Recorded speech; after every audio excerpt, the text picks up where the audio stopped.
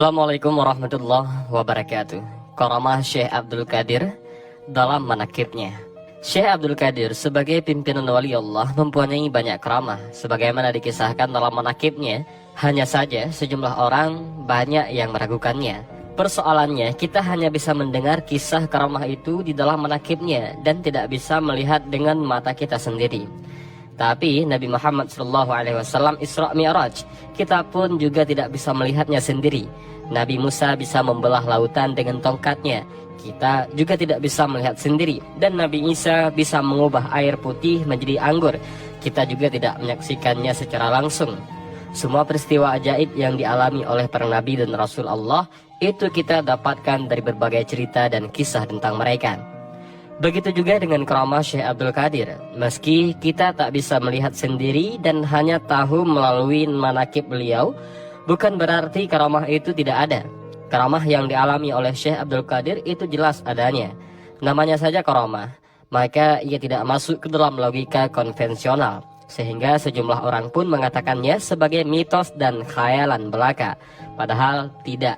Ada salah satu kisah karamah Syekh Abdul Qadir yang dikisahkan dalam manakibnya yang sangat terkenal adalah keberhasilan beliau menyusun tulang belulang ayam menjadi ayam jago yang hidup. Dan kisah ini sangat terkenal di berbagai buku manakib.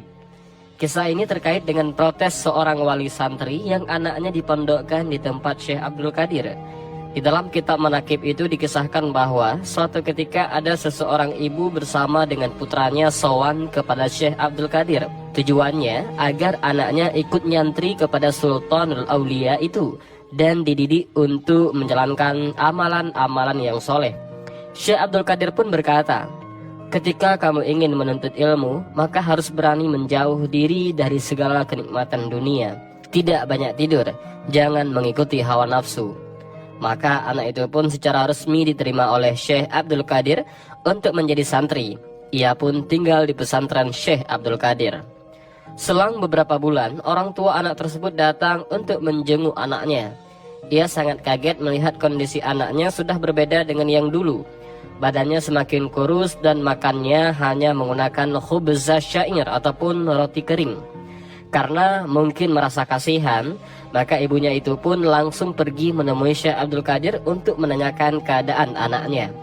Sesampai di rumah Syekh Abdul Qadir, ibu tersebut menjumpai Syekh Abdul Qadir selesai makan daging ayam yang cukup besar.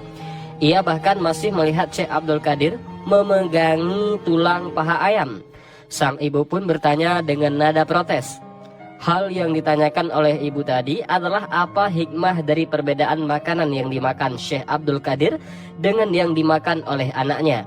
Mengapa anaknya hanya makan roti kering, sedangkan Syekh Abdul Qadir sendiri makan daging ayam? Mendengar pertanyaan tersebut, Syekh Abdul Qadir tidak memberikan jawaban secara verbal, melainkan langsung dengan perbuatan. Saat itu, segera Syekh Abdul Qadir mengambil tulang-tulang ayam tersebut, lalu beliau berkata, "Hai tulang-tulang sekalian, jadilah ayam utuh seperti sedia kala dengan izin Allah Ta'ala yang bisa menghidupkan apa-apa yang sudah mati." Dalam sekejap, tulang-tulang tersebut menjadi ayam hidup seperti semula. Ayam tersebut pun langsung berkokok aneh dengan mengucapkan, "La ilaha illallah Muhammadur Rasulullah Syekh Abdul Qadir Waliullah." Seketika itu juga Syekh Abdul Qadir berkata